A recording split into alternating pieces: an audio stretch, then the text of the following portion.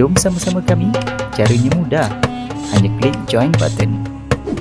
Terima kasih. Pernah satu ketika tuan-tuan, Nabi bangun pagi, Nabi nak kencing. Nabi tuan-tuan bukan macam kita kencing ikut suka ya. Ada di kalangan kita ada penyakit kencing manis. Itu pun tak apa, ada ubat lagi. Tapi ada satu penyakit tuan-tuan, kencing juga tapi tak ada ubat. Kencing kawan. Kencing kawan tak ada ubat tuan-tuan yang tu. Yang ni tuan-tuan, Nabi SAW dia kencing Nabi, air kencing dia wangi. Kita kencing ikut suka kan. Kadang-kadang bangun tambah-tambah Ramadan kan, abang sahur dah siap, mata pejam, shoot betul. Kadang-kadang bangun pagi sahur, mata pejam, abang makan bang, mata tak buka, ambil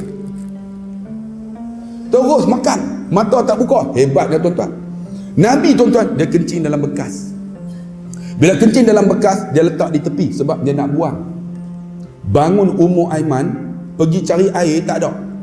Mana air? Tengok-tengok ada bekas, ada air.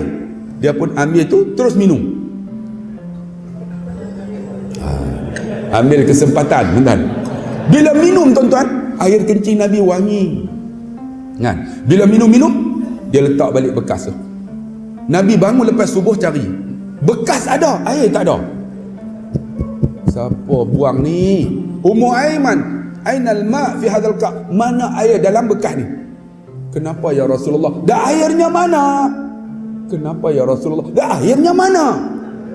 Airnya aku minum ya Rasulullah. Nabi kata, oleh kamu tahu dah air tu air apa? Tak tahu ya Rasulullah. Itu air kencing aku. Oleh mana kau minum air kencing aku, kita akan berjumpa di syurga nanti. Itu namanya berkat. Ni saya datang ni tak kencing lagi ni. Tuan-tuan, kalau minum air kencing saya bukan berkat, mampus tu. Sebab tu tuan-tuan yang dikasih, Nabi tu berkat. Sebab tu tuan-tuan, peristiwa Isra' dan Mi'raj ni kita tengok nak ambil keberkatan pada Nabi. Apa yang Nabi bawa ni, tuan-tuan tengok, innas salata tanha 'anil fahsya'i wal munkar. Sembahyang tu cegah mungkar. Sebab tu ada orang kata, ustaz, dia baik ustaz. Saya kata baik macam mana? Dia tak pernah berjudi ustaz. Dia ustaz, baik ustaz, dia tak pernah berzina ustaz. Dia baik ustaz, dia tak pernah menipu ustaz. Dia baik ustaz, dia tak semayang ustaz. Baik semua. Kalau tak semayang, maksud tak baik lah. Inna salata tanha 'anil fahsya'i wal munkar. Semayang tu cegah munkar. As-salatu imaduddin, man aqamaha aqamaddin wa man tarakaha faqad hadamaddin. Semayang tu tiang agama. Barang siapa tak semayang, dia mendirikan semayang, didik agama. Siapa tak semayang, runtuh agama. Menunjukkan kalau siapa yang tak semayang, agama nak letak kat mana.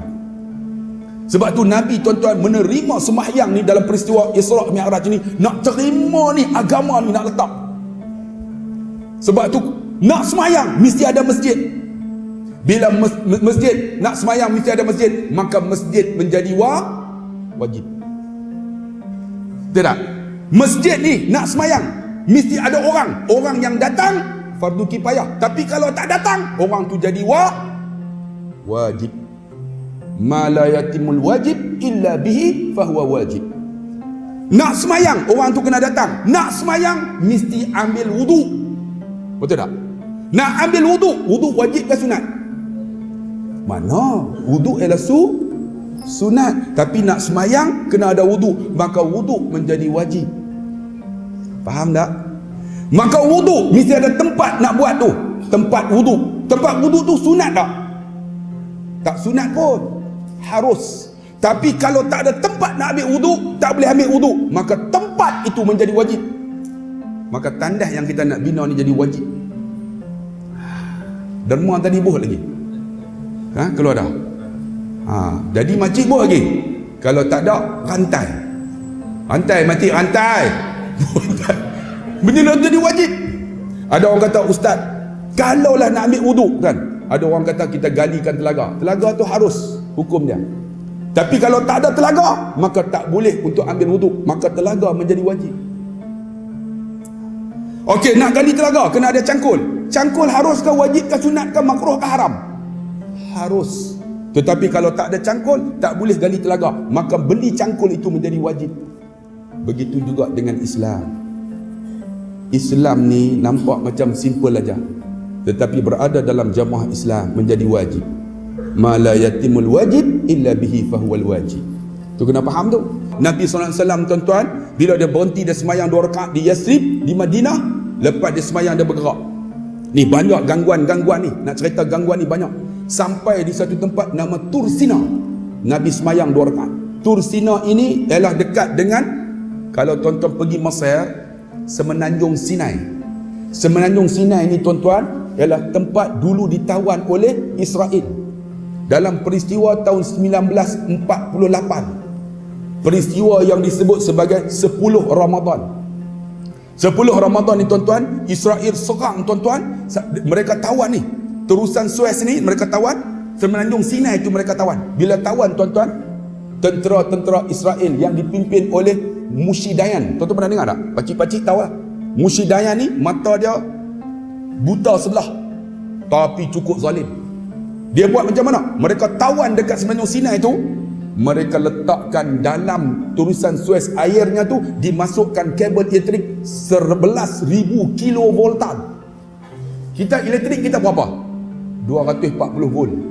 11,000 kilovoltan. Tak, siapa pegang hancur. Hancur, tak boleh nak buat apa. Masa itulah tentera-tentera yang dipimpin oleh Jamal Abdul Nasir, mereka pergi serang, pum. Lalu Israel buat tembok. Nabi sembahyang dekat Jabal Tursina tu, tapi kawasan tu dulu ditawan oleh Israel. Ni Israel buat tembok. Tembok itu dibuat daripada konkrit. Lepas konkrit dilumurkan dengan tanah liat tebal tuan-tuan. Lepas tanah liat diletakkan pasir. Maksud dia kalau tembak, peluru berpandu tak boleh meletup, akan masuk dalam pasir. Pasir absorb the vibration. Pup, tak meletup. Tak boleh nak buat apa. Tentera Israel nak serang, air penuh dengan elektrik. Nak pergi hancur. Nak buat macam mana? Dia orang serang tak boleh. Lalu duduk atas bukit, Israel serang. Tembok itu nama Barlis. Diserang, tentera-tentera Islam Jamal Abdul Nasir mati habis. Masa itulah tuan-tuan ada satu gerakan nama Ikhwanul Muslimin yang dipimpin oleh Hassan Al-Banna. Pada 10 Muharram, 10 Ramadan, dia bersidang macam ni. Dia sebut ada seorang, orang tu kecil aja, lebih kurang macam adik kita. Kamu, dia kata, Abu Bakar Redha, kamu cari 2-3 orang, pergi dekat terusan Suez tu yang ada air, kamu potong kabel tu. Dia suruh potong kabel. Tuan-tuan bayang 11,000 kilovoltan, nak potong macam mana? Tetapi Abu Bakar Redha dia yakin. Dia pergi dengan 2-3 orang, mereka memunajat kepada Allah tepi terusan Suez tu. Mereka minta, ya Allah bantu kami ya Allah. Sebab tu tuan-tuan ingat, benda yang tak boleh tapi Allah kata boleh. Yakin dengan janji Allah. Ya Allah tolong kami ya Allah. Bila kata macam tu dah doa, Abu Bakar kata apa? Salah seorang daripada kamu bertiga terjun dalam kabel, dalam ayat ini, potong kabel. Tu dia arahan tu. Ni elektrik. Tapi tuan-tuan, mereka tiga-tiga terjun. Dia suruh salah seorang, tiga-tiga terjun. Dengan izin Allah, tak jadi apa. Mereka boleh berenang, kuat lentang, kuat dada, kuat kupu-kupu, semua berenang. Pum, selam, pum. Mereka potong kabel elektrik 11,000 kilovoltan. Bila dah potong tuan-tuan, air tak ada. Bila air tak ada, tentera Mesir yang duduk di sana pegang air tak ada, mereka baru serang. Bila serang tak boleh nak buat apa, sebab ada kubu ni tembak, mati habis berkapar, mati semua tentera Mesir. Lalu Abu Bakar Redha duduk termenung, macam mana nak hancurkan kubu Barlis ni. Mereka pun pergi cari seorang tok guru, iaitu Syekhul Azhar. Cuba tengok masalah peperangan, kenapa cari tok guru? Tok guru tahu apa? Tok guru, tuan-tuan, kita nak mengajar hari ni babus salah. Tok guru tahu kah? Ni nak pergi jumpa tok guru ni. Tok guru kata apa? Ekonomi bukan dia kerti. Bang, orang yang ada hubung kait dengan Allah, Allah boleh bagi ilham dekat dia. Jangan susah hati bang.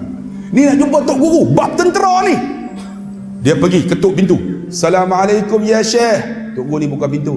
Limadha? Kenapa? Kami dah potong kabel elektrik yang ada 11,000 kilovoltan. Di depan sana ada satu tembok yang dibina oleh Israel. Tak boleh nak buat apa. Kami nak serang tak boleh. Macam mana nak buat? Dia orang tembak kami. Tok guru kata tak apa. Lepas subuh datang jumpa. Tengok Tok guru. Kalau saya kata apa? Lepas subuh datang ya. Sebelum subuh aku cabut lah. Tapi tak, dia kata lepas subuh datang. Tok guru ni munajat, bangun munajat. Lepas munajat zikir, ya Allah berikan aku ya Allah kekuatan dan ilham ya Allah. Tiba-tiba duk minta tu, tok guru ni tertidur.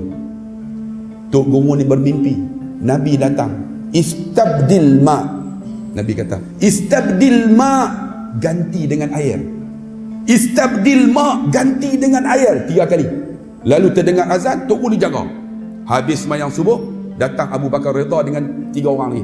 Tok guru, macam mana ni? Kita nak serang ni. Ni tembok ni, macam mana? Tok guru kata apa? Aku bermimpi berjumpa dengan Rasulullah. Dia kata ganti dengan air. Tuan-tuan, logik akal lah. Ganti dengan air. Lalu Abu Bakar Ridha balik cari tank-tank, tangki-tangki ni, Petronas, Shell semua, bubuh minyak. Bukan bubuh minyak, bubuh air. Bawa pergi dekat tu, jenderal-jenderal tu.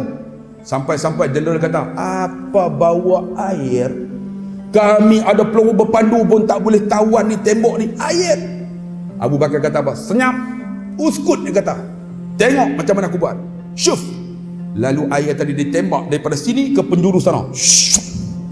Bila tembak tuan-tuan, ni tembok ini dibuat daripada pasir.